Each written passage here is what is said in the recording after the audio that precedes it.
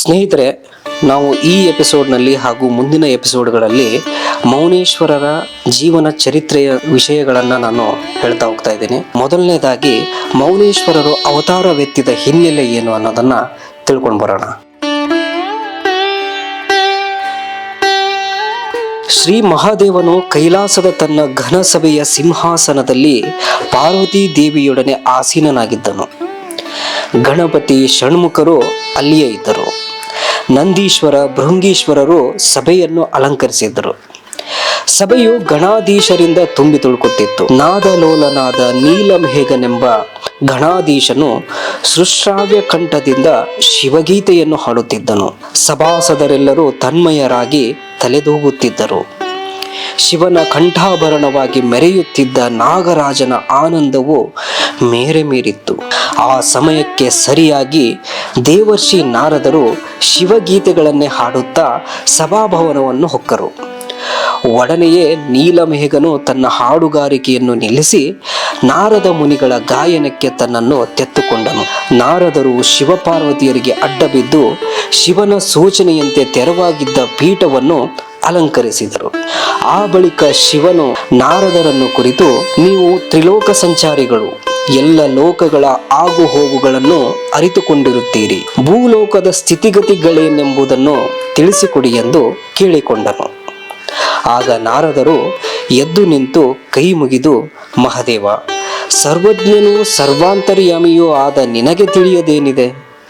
ಆದರೂ ನೀನು ಆಜ್ಞಾಪಿಸಿರುವುದರಿಂದ ನಾನು ಹೇಳಲೇಬೇಕು. ಭೂಲೋಕದಲ್ಲಿ ಕಲಿಯ ಪ್ರಭಾವವು ಮಿತಿಮೀರುತ್ತಿದೆ. ಜನರು ದಾನ ಧರ್ಮಗಳಿಂದ ವಿಮುಖರಾಗುತ್ತಿದ್ದಾರೆ. ಭಕ್ತಿ ಜ್ಞಾನ ವೈರಾಗ್ಯಗಳು ಲೋಪವಾಗುತ್ತಿವೆ. ಮಲತ್ರಯಗಳು ಅವರನ್ನು ಮುತ್ತಿಕೊಂಡಿವೆ.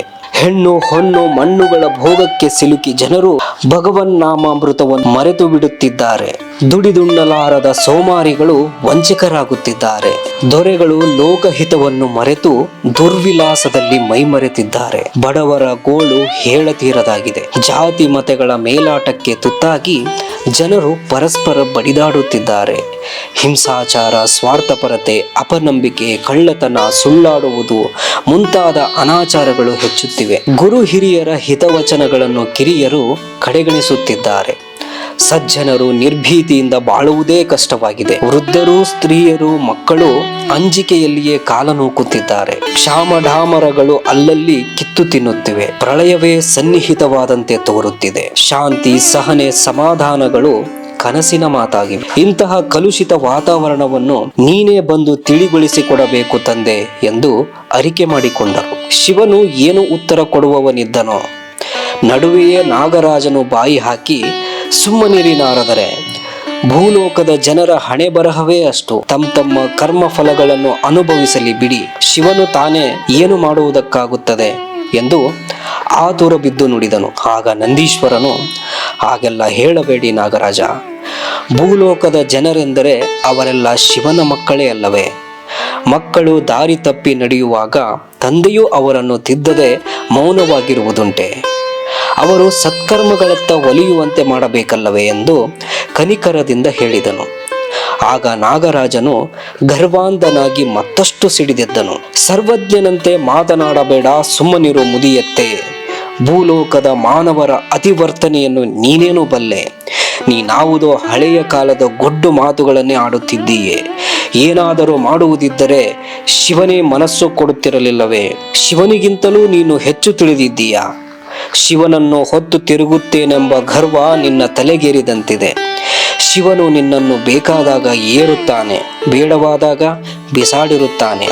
ನಾನು ಸದಾಕಾಲ ಅವನ ಕಂಠಾಭರಣವಾಗಿ ಇರುತ್ತಾ ಅವನ ಮನಸ್ಸನ್ನೆಲ್ಲ ಅರಿತುಕೊಂಡಿದ್ದೇನೆ. ನನ್ನ ಅಭಿಪ್ರಾಯವೇ ಶಿವನ ಅಭಿಪ್ರಾಯವೂ ಆಗಿದೆ. ನನ್ನ ಹೆಸರಿಂದಲೇ ಅವನು ನಾಗಭೂಷಣನೆನಿಸಿದ್ದಾನೆ ಎಂದು ನಂದೀಶನನ್ನು ಅಕಾರಣವಾಗಿ ಜರಿದು ಮಾತನಾಡಿದನು.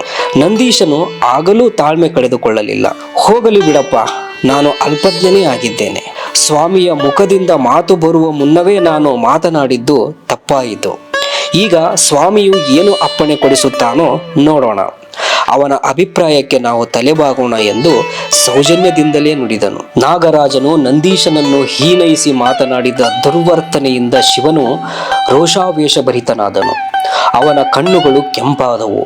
ಹುಬ್ಬುಗಳು ಗಂಟಿಕ್ಕಿದವು, ಕಂಠಧ್ವನಿ ಕಠೋರವಾಯಿತು. ನೀನು ನನ್ನ ಎದುರಿನಲ್ಲಿಯೇ ನಂದಿಯನ್ನು ತೀಕ್ಷ್ಣವಾಗಿ ನೋಯಿಸಿದ್ದೀಯೆ, ಸಭೆಯ ಘನತೆಗೆ ಕುಂದು ತಂದಿದ್ದೀಯೆ.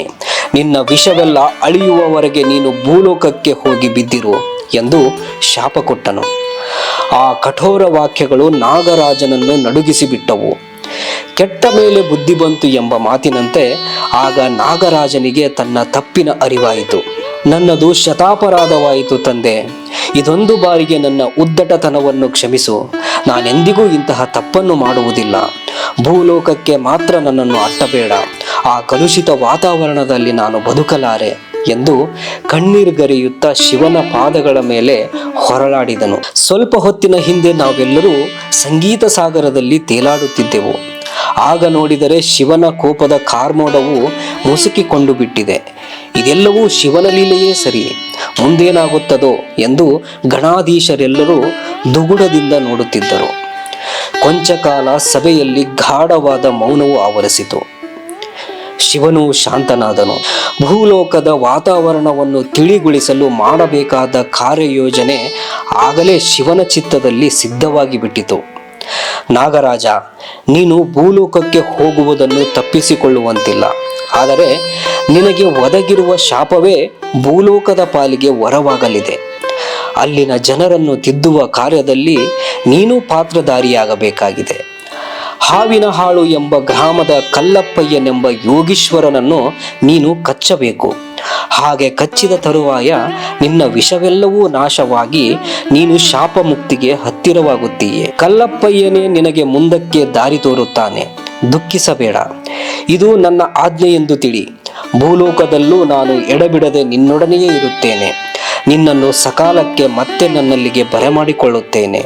ಇದು ನನ್ನ ಆಜ್ಞೆ ಎಂದು ತಿಳಿ ಎಂದು ಅಭಯ ನೀಡಿ ಬೀಳ್ಕೊಟ್ಟನು.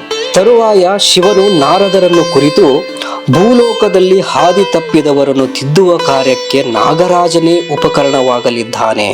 ನೀವು ಸಮಾಧಾನದಿಂದಿರಬಹುದು ಎಂದು ಆಶ್ವಾಸನೆ ನೀಡಿದನು. ಆಗ ನಾರದರು ಶಿವನನ್ನು ಕುರಿತು, ಸ್ವಾಮಿ, ನಿತ್ಯನೂ ಶಾಶ್ವತನೂ ನಿರ್ಲೇಪನೂ ನಿರಂಜನನೂ ನೀನಾಗಿದ್ದೀಯೆ.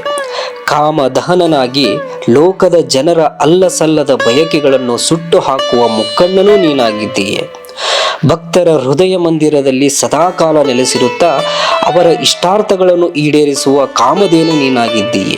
ಭೂಲೋಕದ ಜನರನ್ನು ತಿದ್ದುವ ಯತ್ನ ಸಲ್ಲದು ಎಂದು ಹೇಳಿದವನನ್ನೇ ಮುಂದಕ್ಕೆ ತಿದ್ದುವ ಕಾರ್ಯಕ್ಕೆ ಸಹಾಯಕನಾಗುವಂತೆ ಏರ್ಪಡಿಸಿದ ನಿನ್ನ ಲೀಲಾವಿಲಾಸವನ್ನು ಏನೆಂದು ಕೊಂಡಾಡಲಿ ಸ್ವಾಮಿ.